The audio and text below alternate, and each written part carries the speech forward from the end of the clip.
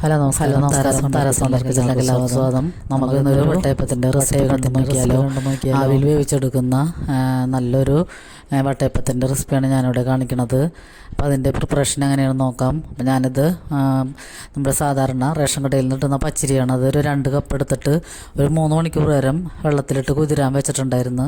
അപ്പോൾ അത് കുതിർന്നതിന് ശേഷം നമുക്ക് മിക്സിയിലിട്ട് അടിച്ചെടുക്കാം. അപ്പോൾ തേങ്ങ പൊട്ടിച്ചപ്പോൾ അതിൻ്റെ ചിരട്ടയൊക്കെ പോയ കാരണം അതിൻ്റെ കറുപ്പൊക്കെ എടുത്ത് കളഞ്ഞിട്ട് ഞാൻ ചെറിയ മിക്സിഡ് ജാറിലിട്ട് അടിച്ചെടുത്തേക്കണതാണ്. അപ്പം ഞാൻ ഇതിലേക്ക് പച്ചരി, തേങ്ങയും പഞ്ചസാരയും കൂടിയാണ് ചേർത്തടിക്കണത്. പിന്നെ കപ്പി കാച്ചേ അങ്ങനെയൊന്നും ചെയ്തിട്ടില്ല. പിന്നെ ഞാൻ ഇതിലേക്ക് 2 നുള്ളു ഈസ്റ്റ് ചേർക്കുന്നുണ്ട്. അപ്പോൾ ഞാൻ തേങ്ങ വെള്ളവും പഞ്ചസാരയും കൂടിയാണ് ഇതിക്കുമ്പോൾ അപ്പം ചുട്ടിപ്പോൾ ചേർത്തത്. അപ്പോൾ ഇപ്പോൾ തേങ്ങ വെള്ളം ഇല്ലാത്ത കാരണം ഞാൻ 2 നുള്ളു ഈസ്റ്റ് ചേർക്കുന്നുണ്ട്. അല്ലെങ്കിൽ നമുക്ക് അപ്പത്തിൻ്റെ പുളിപ്പ് ഉണ്ടെങ്കിൽ അത് ചേർത്ത് കൊടുത്താലും മതി, അല്ലെങ്കിൽ കപ്പി കാച്ചി ഒഴിക്കാം. ഞാനിപ്പോൾ അതൊന്നും ചെയ്തിട്ടില്ല. പിന്നെ ഞാനൊരു 4 ഏലക്ക എടുത്തിട്ട് അതിൻ്റെ തൊണ്ട് കളഞ്ഞ് കുരു മാത്രം ഇതിലേക്ക് ചേർത്ത് കൊടുക്കുന്നുണ്ട്. ഏലക്കയും ജീരകമൊക്കെ ചിലവർ ചേർക്കും. അതൊക്കെ ചേർത്താലും നല്ല ഫ്ലേവറും നല്ല ടേസ്റ്റും ആയിരിക്കും. ഞാനിപ്പോൾ ഏലക്ക മാത്രം ചേർത്ത് കൊടുത്തിട്ടുള്ളൂ. അപ്പോൾ നമുക്ക് പച്ചരിയും തേങ്ങയും പഞ്ചസാരയും ഏലക്കയും കൂടിയും അടിച്ചെടുത്തത് കൂട്ടിവിടെ റെഡി ആയിട്ടുണ്ട്.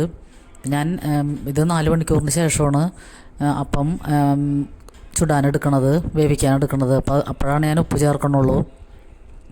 അപ്പം 4 മണിക്കൂറിന് ശേഷം നമുക്ക് ഇത് വേവിക്കാനുള്ള പാത്രമൊക്കെ എടുത്ത് വയ്ക്കാം. ആ പാത്രത്തിൽ ഞാൻ കുറച്ച് വെളിച്ചെണ്ണ ഒഴിച്ചിട്ടൊന്ന് സ്പ്രെഡ് ചെയ്ത് കൊടുത്തിട്ടുണ്ട്.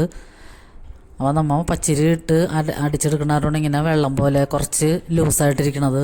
പക്ഷെ നമ്മൾക്ക് അപ്പം വേവിച്ച് കഴിയുമ്പോൾ അത് പെർഫെക്റ്റ് ആയിരിക്കും. അപ്പോൾ വറുത്തരിപ്പൊടി കൊണ്ട് ഞാൻ ഇതിക്ക് മുമ്പ് ഒരു തവണ അപ്പം ഉണ്ടാക്കി നോക്കി. അപ്പോൾ അതിൻ്റെ വറുത്ത പൊടിയുടെ ഒരു ചുവ വരുന്നുണ്ട്. അപ്പോൾ എപ്പോഴും പച്ചരി വെള്ളത്തിലിട്ട് കുതിർത്തി ചുടുമ്പോഴാണ് നല്ല ടേസ്റ്റ് ഉണ്ടാവണത്. അപ്പോൾ ഇത് ഞാനിപ്പോൾ ഒരെണ്ണം ചുടണുള്ളൂ. അപ്പോൾ നമ്മുടെ ഈ പാത്രത്തിൽ ഒരു 3/4 മാത്രം മാവ് ഒഴിച്ചാൽ മതിയാകും.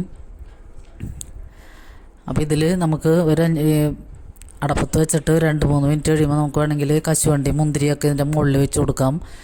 അപ്പോൾ അത് നല്ല ഭംഗി ഉണ്ടാവും. ഞാനിപ്പോൾ അതൊന്നും ചെയ്യാനുള്ള അതൊക്കെ ഇവിടെ ഇരിക്കണ്ടായിരുന്നു. പക്ഷെ ഞാൻ പിന്നെ അതൊന്നും ചേർക്കാതെയാണ് അപ്പം ചുട്ടെടുത്തത്.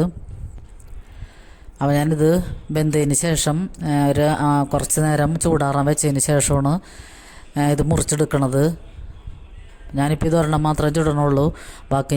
ബാക്കി മാവ് ഞാൻ ഫ്രിഡ്ജിലെടുത്ത് വെച്ചിട്ട് നാളെ നമുക്ക് ഇതുകൊണ്ട് തന്നെ നമുക്ക് വെള്ളയപ്പം ചുട്ടെടുക്കാം, അല്ലെങ്കിൽ ഇങ്ങനത്തെ അപ്പമായാലും ചുട്ടെടുക്കാം. ഇത് നല്ല കറി കൂട്ടി കഴിക്കാൻ അടിപൊളി അപ്പമാണ്. അധികം മധുരമില്ലാതെയാണ് ഞാൻ ചുട്ടേക്കണത്. അപ്പോൾ മോന് കോളേജിൽ നിന്ന് വരുമ്പോൾ ഇത് ചിക്കൻ കറി കൂട്ടി കൊടുക്കാൻ നല്ല സൂപ്പർ അപ്പമാണ് അത്. അപ്പോൾ അവന് ഭയങ്കര ഇഷ്ടവുമാണിത്. അപ്പോൾ നല്ല ആവിയിൽ വെച്ചെടുക്കുന്ന നല്ലൊരു പലഹാരമാണ്. മക്കൾക്കൊക്കെ വൈകിട്ട് സ്കൂളിൽ വിട്ട് വരുമ്പോൾ കൊടുക്കാൻ പറ്റിയ, കറിയൊന്നും ഇല്ലെങ്കിലും ഇത് ചായയുടെ കൂടെ കൂട്ടി കഴിക്കാൻ നല്ല അടിപൊളിയാണ്. അപ്പോൾ എല്ലാവരും ഇതൊക്കെ ഉണ്ടാക്കി നോക്കാറുണ്ടെന്നറിയാം. അപ്പോൾ ഞാൻ ഉണ്ടാക്കിയപ്പോൾ കാണിച്ചു മാത്രം. എല്ലാവർക്കും നന്ദി.